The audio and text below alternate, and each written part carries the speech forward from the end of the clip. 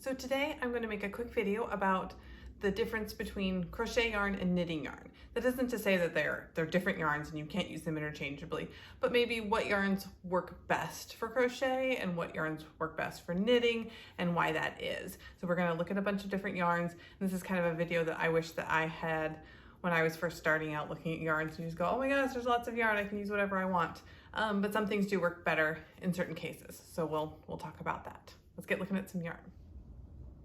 Okay, so here I have an example of a variety of yarns that you might encounter when you go to the yarn store.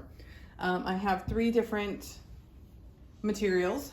I've got 2 cottons, 4 wools, and 1 alpaca. But it really doesn't matter what the material is so much when you're deciding whether it's a good crochet or knitting yarn. It's more the construction.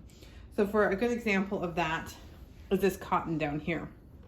So I've got 1 cotton that is very tightly spun, and it has lots of little strands, but it's very tightly spun and it's very smooth. While its friend over here is a very loose spin, and it's just 2 big plies, and you can see it's pretty easy to pull it apart. So that's what's really going to be the main factor in whether it's a good crochet yarn or a good knitting yarn. Not that you can't, again, use them interchangeably, but as you can see, so when I take this cotton yarn and I do some crochet with it, it's very smooth. It doesn't come apart. And then when I have to rip it out, because it doesn't have any of the extra fuzzies around, it comes out really clean. And that's really nice, especially if you're a beginner for crochet and you want nice clean stitches that are easy to see, then a yarn like this is going to be your best bet. Whereas this yarn, if I crochet it, you can see that it kind of comes apart, and this is a little bit small of a hook, but see, it's easy for me to maybe miss some stitches or just pull half of the yarn instead of all of the yarn through the stitch.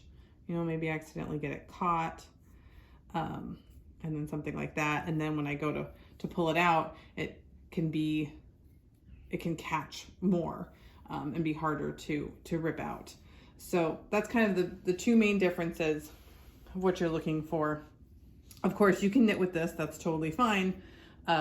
And this is beautiful to knit with, but this might be a little bit harder for crochet, and it might, especially for a beginner or someone who's not paying as much of attention. You've really got to pay attention to your stitches with something like this, because they can be harder to see, whereas this is clean and crisp.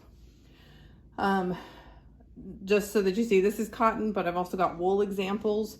So this is a Merino Wool. Again, it's got a lot of small, thin threads in there, but they are tightly twisted, and so it comes out very clean. There's not a lot of fuzz around that can be caught, and since it's so tightly twisted, it's harder for it to separate. Now, I've been playing with this end for a while, so it's starting to separate a little bit more, but if I did up further in the ball, it would be nice and crisp and clean. And so this is a good starter yarn for crochet if you want something that's not cotton. That's very nice. Then I've got some other examples.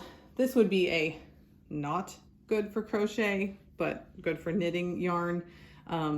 Very fuzzy. When I twist it like that, you can see it just goes back to almost roving. And when I pull it out, there's a lot of little fuzzies that get caught, and then it snags, and I have to get out the scissors and snip very carefully.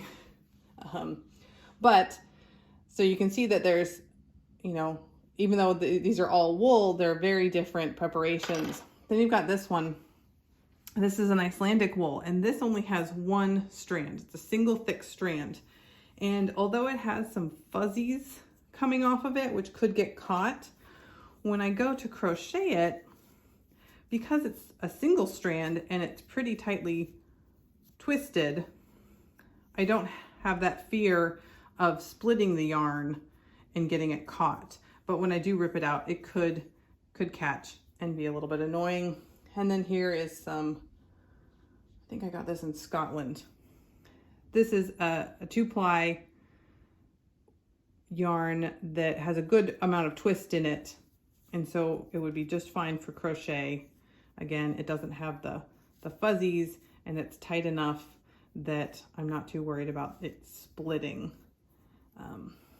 Whereas this over here, this lovely alpaca, which is gorgeous for knitting, so soft, I would really not recommend you crochet anything with it because it is so loose. This twist is so loose that it's so easy to just take half the yarn. And as soon as I say that, it's not easy to do, but to take half the yarn and crochet it up like that, and then you start getting it into a real mess like that. And then you can, and then when you're trying to go back on this row, you're like, what's going on with this? I don't know. And it just doesn't look clean and crisp and nice. So that's the basics of what you're looking for in a crochet yarn versus a knitting yarn. Again, doesn't mean that you can't use this or this for crochet, but if you're a beginner or you have some trouble with having super clean stitches, these are going to be harder to use, whereas you want something that's a little bit smoother and or a single ply to get a nice crisp crochet, whereas you're knitting, it's a little bit more forgiving in that realm. So if you've got any more questions, let me know, and happy knitting and crocheting and crafting.